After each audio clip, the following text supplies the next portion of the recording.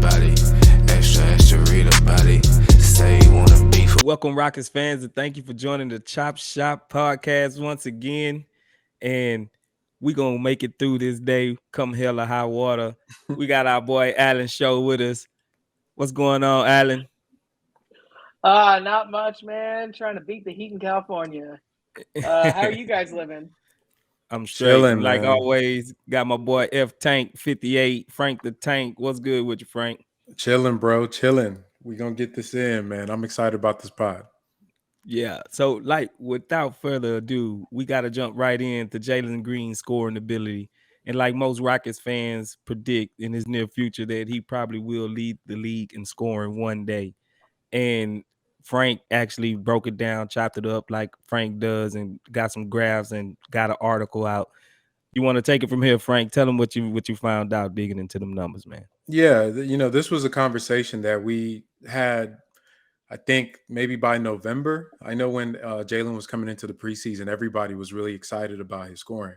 One of the things that he was so that made him so appealing to the Rockets fans was just how dynamic he was on the G League Ignite. If you watch them play, I mean, he's coming off of pin downs, he's coming off of curls, he's going to isolation, scoring from the mid range, and then he gets to the Rockets, and I mean, he just goes from looking like a future star to there were jokes about him being the next PJ Tucker, because we had him so much just waiting in the weak side corner with his hands open, waiting for, begging that Christian Wood pass him the ball, or Kevin Porter Jr. or even, God forbid, Tate doesn't have tunnel vision of passing the ball. So, that question was always been something I looked at throughout the season. If people were in the spaces, you all remember that there was a lot of heated discussions about whether Coach Salas was using him properly. So when I was writing the article, it's really something that's been building up over the entire of last season, and I think just having the full data from the season to really look at it was really amazing. What I was able to find out by looking at his stats. And one of the key things that I looked at, and I like to get what you guys think about it, is his touches. And there was something early on that everybody pointed out. We know when a player is getting a touch on the offensive possession, it usually tells you that they're involved. The highest touch players are the guys that are, point guards and guys that are dribbling the ball, passing it, getting it passed back.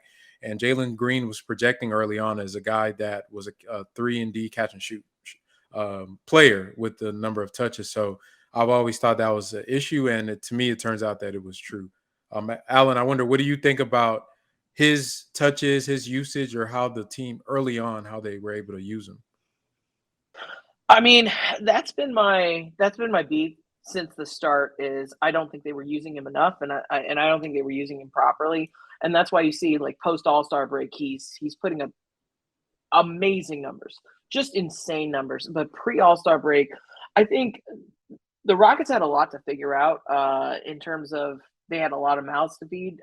You look at it, Kevin Porter Jr. is going to take up a decent amount of setting the offense up. And Kevin Porter Jr., if he's not scoring, he's not as good of a facilitator. He's got to be scoring.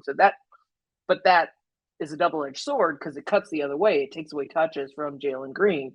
You're not looking at it like, Chris Paul, for instance. Chris Paul can score 0 points and still put up 12 assists, no problem. I don't think KPJ is like that, and that was a big problem early on. And then, as you alluded to, Christian Wood really thought, he had a little bit of a big head. Thought, I'm the vet here. I deserve all the touches I can get. And then you've got other mouths to feed too. Like Eric Gordon comes in, and Eric Gordon's going to need some touches too because he's a tradable asset. We want him to look good, and I admittedly, Eric Gordon not getting traded last season makes no sense to me because he did look good, but it still took away touches from Jalen Green. And you could see when they stopped going with those moves and started concentrating more on Jalen Green, suddenly he's playing like a number 2 pick. Shocker. Real quick, Spitz, one of the things that I did notice, to Alan's point, with the touches, and it, some people would say it's just because he got better throughout the season, but I was able to isolate the touches just by frequency. And regardless of what time of the year it was, when this kid touched the ball, he was dynamic. So if it was early on in October or November, it didn't matter. if you aggregated all those high touch games where he's over 55, 60, he looked like the number 2 pick. And for the other games where he was less involved in the offense, he still had he looked okay, but he didn't look as good as he needed to look. And one thing that also was interesting from Jalen Green stats was that his usage never changed. So, and this is what's so amazing about him. You have a guy that you can increase his touches, his points go up, his free efficiency goes up, but his usage doesn't go up. And what that's telling me is that he's not just chucking up shots because he's touching the ball more. You know what I mean? So to me, that was very eye-opening to see from Jalen Green. Yeah, I think it was frustrating for about the first 3-4 months of the season. And I think it kind of contributed to him getting hurt. Now, hear me out. He wasn't getting the ball enough to get into a rhythm, so he started forcing himself into a rhythm.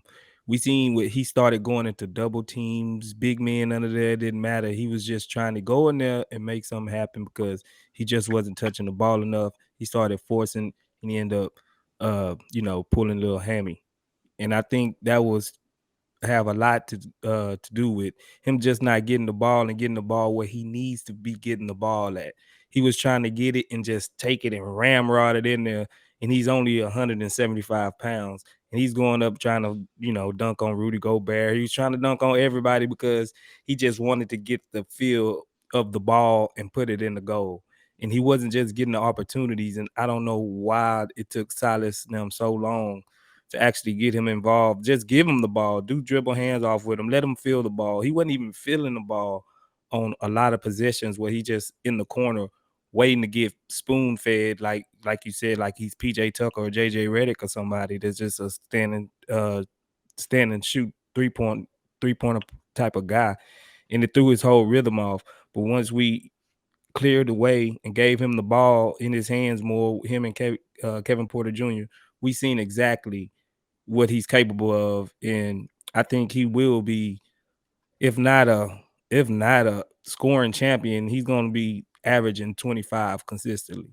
The thing that I really took away from, just writing the article and just watching how he progressed over the entire season is the efficiency that he scores with. And I think what's scary about Jalen's abilities is that he's putting up numbers, especially in the second half of the season, on a good volume of games.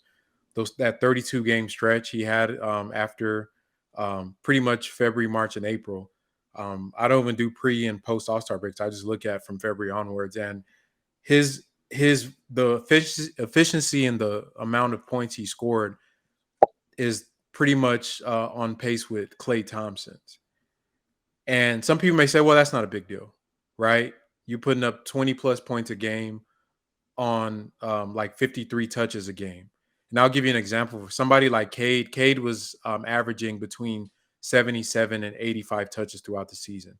Guys like Jokic and Luka, they're in the hundreds throughout the season. So this should tell you what we're seeing from Jalen, even the 35, 5-point 30 games, the 41-point games. He's doing this, getting the ball like a Klay Thompson. And what's so scary about that is we've seen what Klay can do. We've seen what Steph can do. But imagine if those guys had elite athleticism and one of the quickest first steps in the NBA and could get downhill at the drop of a dime and still be a near 60% true shooting percentage type of guy. That is what's scary about Jalen. I think that's like when you think of like the upside and the superstar ability, that's what really sticks out to me. Like it's something very special. Right. One question, Alan. You think Silas will be able to cater his offense to Jalen? Because we know his offense is a guard with the ball in his hands so much. And I think he sees that in KPJ. Do you think he will at least broach the thought of putting Jalen in those positions here in the near future? I think he has to. I really think, and it's crap or get off the pot time for him next season, and it's one of those things where if they come out and they just try and do what they did this season with they come out this season doing what they did last season with just new parts, it's not going to be any better. I would argue it's going to be worse because there's going to be growing pains, there's going to be issues, and I don't see how you can't. You have to. Now, does he have the ability to unlock Jalen Green the way Mike D'Antoni, James Harden? I don't know. I haven't seen anything to say yes or no on that because he's such a new coach. And you look at his most successful story, it's probably Luka. And I there's no way you can't look at Luka and look at Jalen Green and say, oh, they're similar. No, they're completely different players. They don't make sense together. So yeah, I don't know. Yeah, I think that's an interesting point. Honestly, as far as can be attributed to Coach Silas and what is just like these dudes are just good. Like, are you telling me, like, Space, you think like Luka, if it was Coach Johnson or some random coach that was his the assistant coach for Rick Carlisle, that Luka would be a bum right now? You know what I mean? Nah, it probably wouldn't have mattered who that assistant coach was. Truthfully. Right. Or Steph or LeBron. I mean, I love the storyline with like I said, I'm not a Coach Silas hater. I love the storyline like he did X, Y, and Z. But to me, I mean, what about the other 10,000 players that you've encountered throughout your career? If you're going to name off all world talent on your resume as guys that you've basically got a chance to work with, then, I mean, there should be more than just the one-of-ones that come through the NBA. So I'm not going to say like, oh, yeah, he worked with Luka, la, la, la, la. Like, I mean, in between those 20 years, what about those other 20 players that? So that's my point on that. Yeah, the reason why I asked because to see a league leader in scoring these days, he almost have to have an offense catered to him to do that. And I'm not sure if we will see Jalen Green actually get as many opportunities to lead the league in scoring if he got another dynamic scorer in Kevin Porter Jr. that likes to score next to him, unless Kevin Porter Jr. just switches his whole entire game up and just become a pass first, second, and actually recognizes Jalen for the scoring threat that he is, and just all he thinking about is how I'm gonna maneuver through this crowd just to get Jalen a shot, not to get my shot. So I think a lot of it hinges on KPJ as well. If he's that type of point guard that will step back enough and know his role, like if Jalen just going off, you know what I'm saying? He's just going off and he's going to have 50 probably. Is KPJ going to get in the way of that? That's the only thing I'm worried about. I mean, that brings up an excellent question or point. Let's say you can pick the best shoot first point guard in the NBA. Does he make Jalen Green better? And I'm trying to go through my mind of all the best shoot first point guards, the point guards that can score and then develop. And I can't think of anyone who pairs well enough to unlock that next level with Jalen Green. Maybe I'm wrong on that. Yeah, I would say, as far as Space, with your point first, I mean, we've seen it with Kevin Durant and Russell Westbrook and even James Harden to a lesser extent at OKC, where KD, I think he led the league in scoring like at least 3 times in his prime over there. So we've seen it, but the only thing is then the team has to be built in such a way that the scoring's so concentrated on the two of them. And I'll give you a picture of what that looks like those last few games during the season.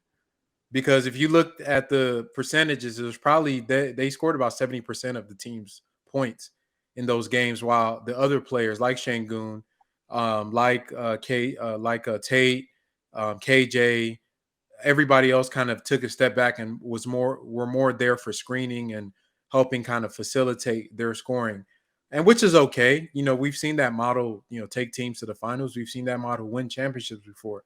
But I'm not sure that's Coach Silas's model. I think in a perfect world, you have that dynamic ball handler.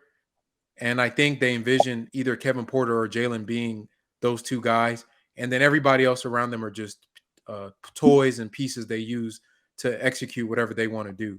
And I think to that extent, they probably can lead the league in scoring, but it's going to come down to, in that type of offense with the Lucas, with the Hardens, does that win you a championship?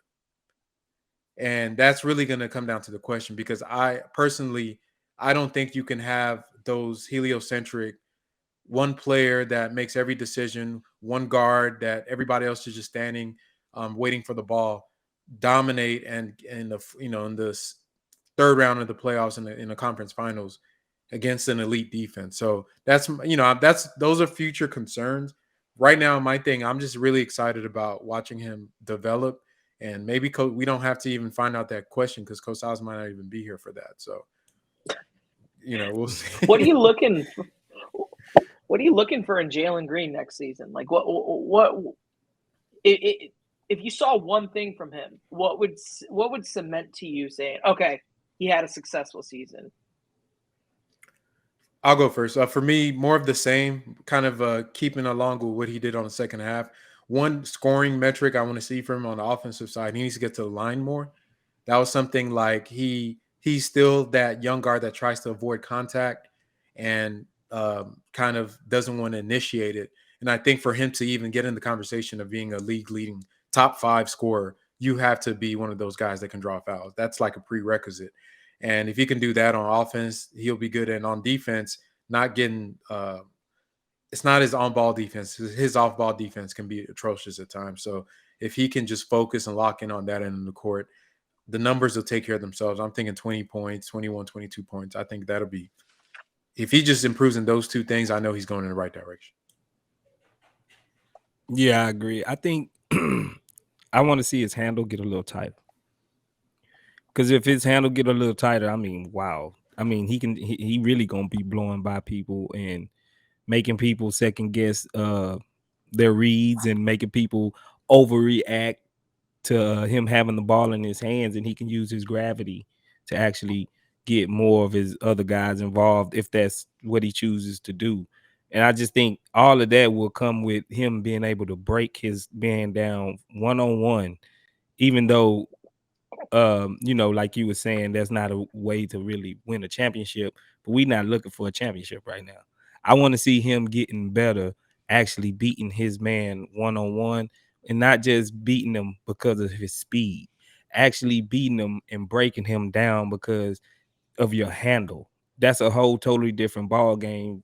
If a guy watching you like, oh, and then you gone, I think that's a whole nother totally different ball game that would elevate him to another level of scoring.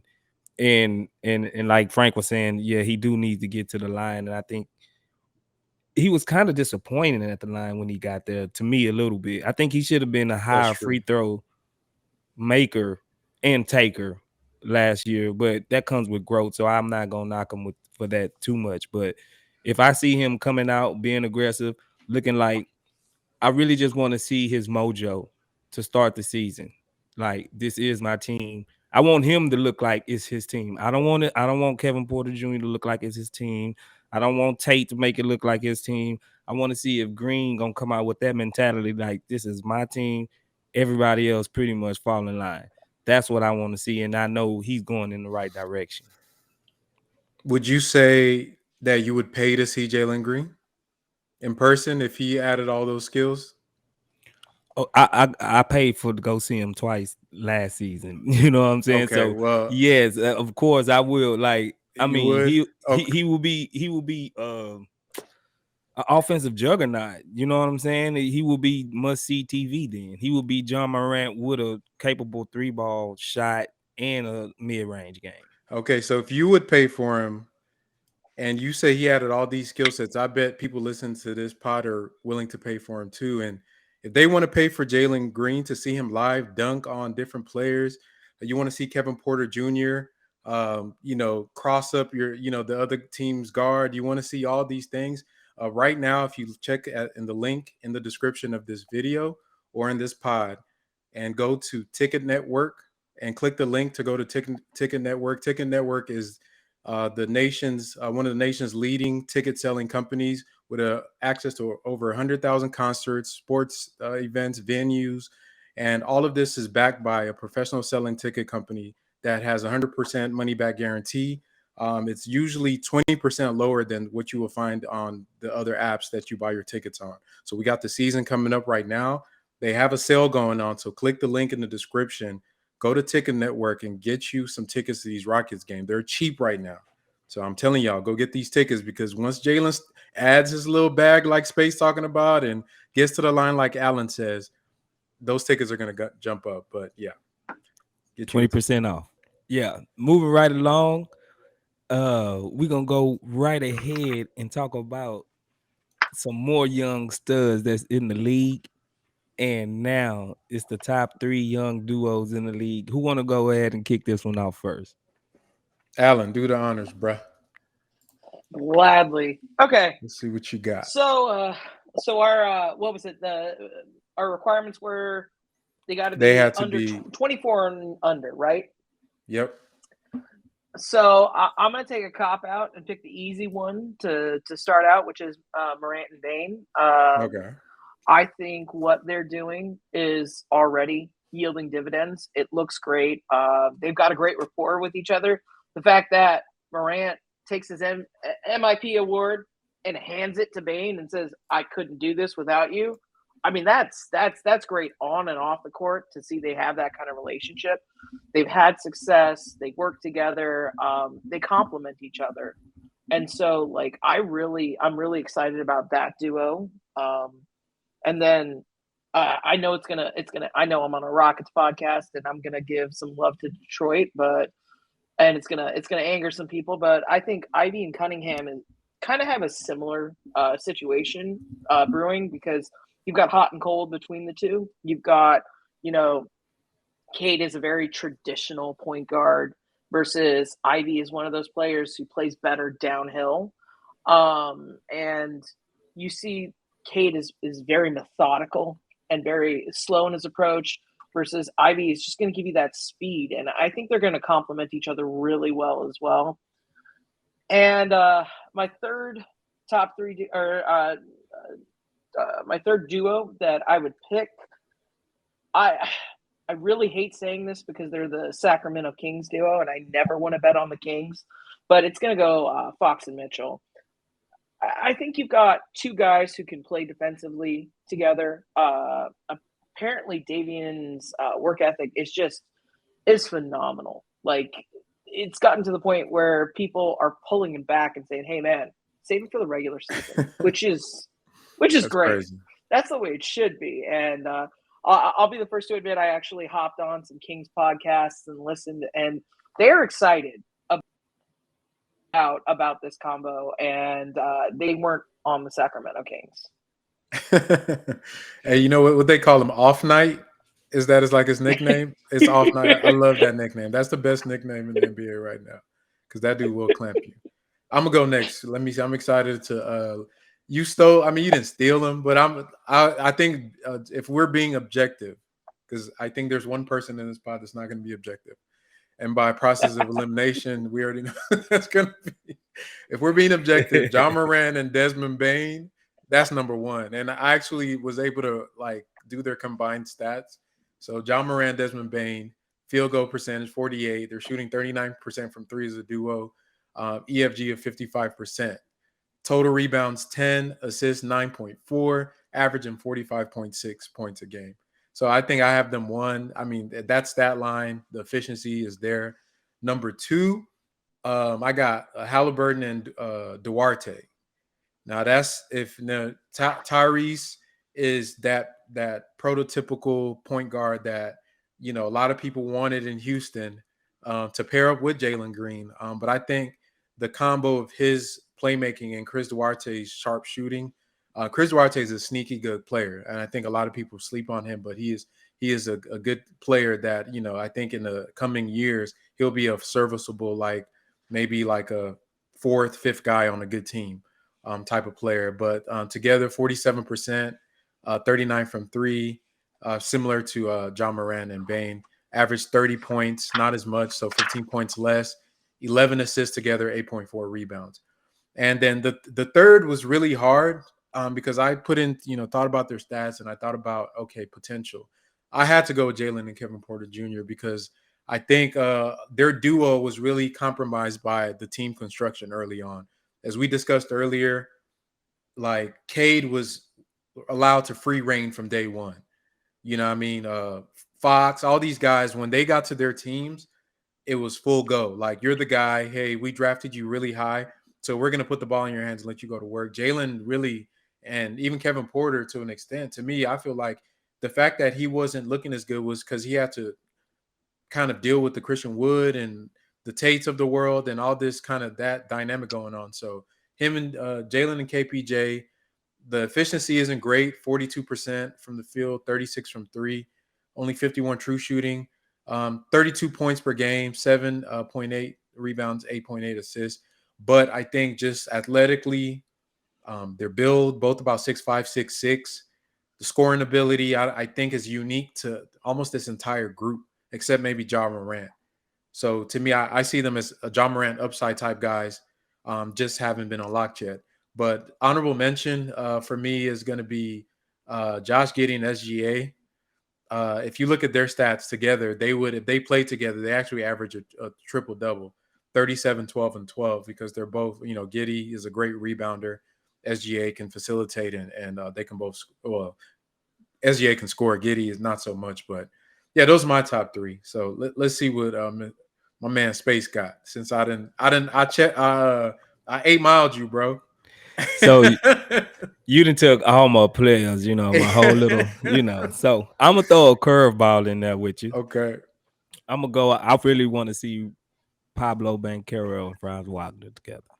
That's a front court. That's a real curveball. I know. So you left me out of options. Okay. You left me out of options. You know what I'm saying? So I really want to see because they both can be a mismatch on the wings if they both clicking, and if Paulo is really gonna be that facilitator, like I think he will be for the Magic most of the at least the beginning of the season until Markelle Fultz and everybody come back healthy and all. I want to see how the chemistry between them two, because those the two, they're not little guys, and they're athletic and they'll dunk on you and they both can shoot. I think it's an interesting pairing in between them two. I don't think they cancel each other out because they so much alike to where they can actually stretch the court to where they don't both have to operate in the same space, and they both big enough to where they can get in the way of some people defensively and deter them from going straight head to the basket. Paulo, he was questioning his motor. I want to see, is that motor really going to be motoring? Is it going to be running, or is he going to sit back and try to just be an offensive star? I think that'll be a lot to do with the success of Orlando Magic if Franz and Paulo come out and actually want to play defense as well as they will play offense. And I think it's going to be interesting with the Orlando Magic. Yep. The next one I'll go with, I can't pass up John Morant and Desmond Bane. Like, I can't, like, they kind of proven. I reiterate on a lot of what Frank was saying. John Morant, he's just a dog. He got that dog in him. Desmond Bane got that dog in him. He already ran off the statistics. They good together. Even when John Morant was hurt, Desmond Bane picked up the slack, and he was actually their best player for a nice stretch of the season. And I think there's no reason to think that they won't continue that in the near future. So I gotta get them in the top three. And I cannot go without putting my man's Kevin Porter Jr. and Jalen Green in it. I think as far as star potential, like, both of these guys can be a star in their own right on a separate team. Only hang up is, will their playing style lend itself to helping out the next one. If they figure out how to actually play together and how to actually move the ball and don't be selfish and play some defense, these guys got the potential to be one of the greatest backcourts we ever seen, truthfully, because they're both 6'6". They're not little guards. They both got a shot. They both ultra athletic. They're both ultra quick. They both got that mentality of, well, they're gonna go get it. I think they're both some go-getters. Kevin Porter Jr. have ice water in his veins. He will make the big shots. I want to see if Jalen Green will take the next step and he start making big shots. We've seen him make big shots against the Lakers and a couple against like the Wizards. Like, I think them two together will give defensive nightmares, especially if they got little guards trying to hold them. So I'm gonna go number one, just because I'm not saying it's because I'm a Rockets fan. You know, maybe I am. I ain't gonna lie. I'm a homer. I'm a homer, but I really like them together. I think if they figure it out, the sky's the limit for them two. I think they can win. They can win some championships together if they really figure it out. Them two, and with Jabari defensive, man, I think we cooking with fish grease over here. So I'll be the first to admit, Frank, when you said Giddey and SGA, part of me is a hater, and I will always hate the Thunder. I will be on record until the day that franchise closes that I hate the Thunder. But I tried to push those feelings down and think about Giddey and SGA. And I'm wondering if SGA is just going to stay there or SGA is going to get frustrated and leave. And that's the only reason I slipped in basically my Fox and Mitchell. Otherwise, I wouldn't have slipped in Fox and Mitchell. SGA is really talented. Giddey is really, really exciting. You know, I agree with you. They're a great honorable mention. I don't know if those attitudes will mesh. That's the same thing with KPJ and Green. Like, Space, you touched on beautifully. Can they work together? Can they figure something out? Because I think all the other, you can see how the pieces fit together. I just can't see it in those two duos yet. But I could be wrong, man. The only thing is, are we gonna eventually see, do Jalen Green need to have the ball to be maximized? If he don't need to have the ball, then I think they can coexist perfectly. If he could be a high efficiency KD-ish type player, he's just high efficiency, no matter what he's doing it at a efficient level, then he could play alongside anybody. Because I think he got the more of the qualities to do that than KPJ. We saw that. We saw that towards the, you know, I believe he can play with, his game is not stuck to a style yet. And I hope they keep that going because we saw that. And the ending of my article that I wrote about him, the one player that basically, if you look at his shot profile and efficiency that matched up with him was Klay Thompson. There was only one player. For the touches he had, the points he had, the efficiency he had, it was him and Klay. So to have that in a guard that moves like Ja Morant is, you know, so I'm hoping that's something he keeps going forward. It's funny because we started the season kind of talking about him like a Devin Booker-like player, and I think he's established to be a much different type of player. And I would argue much higher upside than Booker. If you're putting him in the field of Klay Thompson, like I love Devin Booker. I have Phoenix Suns friends, you know, and family. I'd love for them to win a title, but Devin Booker and Klay Thompson are not even in the same, you know, space. So right. Yeah, but I think he could be more athletic, Devin Booker. But I don't like Devin Booker's shot selection, truthfully. What? I don't like his shot selection. You don't like contested 18-footers? Mid-range? Yeah, no, yeah. I don't like it. In his three ball is not that wet enough to where it's guaranteed. You know, some guys when they shoot it, you like that's going in. Devin Booker, he's so high, he's so low. Like that 70-point game almost seemed like an apparition at this point because it's like, how did he actually get 70? You know, and I'm not hating on Devin Booker. I think he's amazing talent. You know what I'm saying? But he just don't take the correct shots all the time. That's my gripe with Devin Booker. All right, we're gonna keep it pushing right now to this NBA mid-season tournament. The NBA is trying to shake some things up. I don't know if they borrowing this from the Premier League, the Canadian League, some soccer venture they trying to pull off on us. This is America. But I don't really get the whole NBA mid-season tournament thing. Can you explain it to me, Alan Show? And maybe I'm just got it mixed up.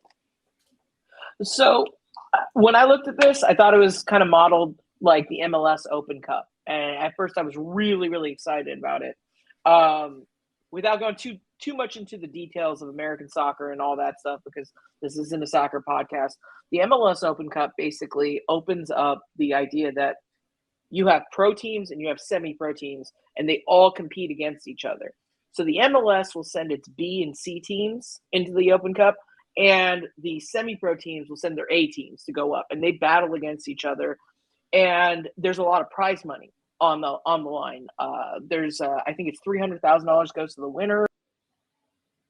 $100,000 goes to the second. Any of the semi-pro teams that beat an MLS team, they get like 10 grand per victory. So it's kind of obnoxious, and it's a great cash grab for the lower division teams to really build up. And it's a great cash grab for the MLS because they sell more tickets and they have more games that they can put on. Unfortunately, this midseason tournament isn't like that. They're not opening it up to the G League. We don't know the prizes yet. Maybe there's prizes, maybe there's tax considerations, maybe there's other things going on with it. And I understand the point of it in terms of, so the NBA makes about $1 to $2 million per game in ticket sales alone. That's not anything other than ticket sales. That's not the TV deals. That's not any of the advertising. That's just ticket sales. So for the NBA, you're putting on a show, and they get one extra game out of this. That's $2 million. That's a pretty good amount of money. And then it invigorates the beginning of the season. But beyond that, like, who's going to be good in that initial stretch? Are we going to see teams we want to see, or are we just going to see, just who's lucky early on in the season? And I don't know. I'm on the fence about this. I was excited at first, and now I'm kind of like, it's okay. I think it's going to take some retooling. I don't think this is the final version of what we're going to see. Yeah, and I mean, you explained that perfectly, and I'm more leaning towards excited because I can see a scenario. Because if you guys notice, a lot of times during the start of the season, the bad teams are good sometimes, and there's always like 2 or 3 teams that are like, wow, have you seen the Hornets? They're on a 15-5 start. Then they go to hell after December, after Christmas. So the way it's written, it says 8 teams advance to a single elimination final. That's going to be in December. Usually it takes about 22 games or so to get to December for the NBA in a regular non-COVID type season. So you can imagine 20, 21, 25 games into the season, it could be anybody's, could be in those top 8. A lot of the good teams, and Rockets fans can remember this. A lot of the Rockets years, we started off pretty bad, and it took us, a lot of those teams, they kind of chill until after the holidays or after All-Star break. That's when these good teams turn up. So what I envision this being is like something like a young teams tournament where the Rockets of the world, the Orlandos of the world, the OKCs of the world have something to play for before their teams start tanking closer to the trade deadline. Because I think most teams do give it a go to start the season just to see what might happen. And most of them make the strategic goal to like, okay, we're going to shut guys down. We're going to trade this guy. We're not doing anything this year. So I can see this becoming like the finals for the bottom feeders in the NBA. And if that is what it's going to become in the next few years, then I love it, because at least it gives relevance to the half of the season for the bad teams. Then when they start tanking, we can look forward to the top tier teams gearing up for the playoffs. So, makes the money. I think it can be compelling. It just depends. It all depends on what those prizes are. Is it going to be draft flexibility? Is it going to be money, more room on their cap? Is it going to be an exception here? They have to make it worth the teams risking injury And I think it also says that whoever is the winner, they get to play an extra game. So I'm not even sure if that's going to be something that people are going to be clamoring for. But I think the NBA just has to really make it insightful and incentivized for their for the players and for the audience to see if it's something going to be successful. But I'm here for it. I hate it. I hate it. I don't see no reason for it besides a money grab. That's the only thing I see good that will come out of this is for the owners or the commissioners or not the owners. The what are they now? Got to be PC around here. They are They're governors. The governors. governors. Yeah, I only see the Space real governors. quick. So you want to call it the Tillman Cup? I mean, the Tillman Cup, the whoever cup, the anybody cup. It call it the piss cup because I don't care about it. Truthfully, I think it don't make sense. It really don't make sense to me because who's really, like you said, who's really know what their team even is by then, and then who, because they didn't clarify which 8 teams are going to be picked and choose. How are they picking and choosing these 8 teams? Is it these teams that's, like you said, bottom feeders or small market teams that really don't never get to play on a big stage playoff type team? Then yes, it would be exciting for those few of fan bases to rally around and say, hey, we can actually make a name for ourselves. We coming because we won the midseason tournament. Look out for us later on in the playoffs because that's a bar that we can set. You know what I'm saying? To say, so if it's all like lower teams, like the bottom 4 in the East versus the bottom 4 in the West, something like that. You know what I'm saying? I think that will be more entertaining and more just have more to play for because it's actually giving you an incentive, like, hey, you know what I'm saying? We're sucky. Yeah, we know we sucking, but we are in this tournament to push us and make the product of the bottom tier teams better and bring, certain eyes to certain teams that people don't see on the regular. Like if you living on the West Coast, you hardly ever gonna watch a Charlotte Hornets game or somebody on the East Coast, because one, they suck. You don't really care. Then they gonna play when you at work or just waking up or some crazy time. So it will give the normal fan an incentive to watch them and be like, hey, these are the upcoming. It'll be almost like a rising stars, but mid-season. You understand what I'm saying? Like, I don't see LeBron and KD and Dame and all these guys rallying up saying, hey, we got to go win this mid-season tournament.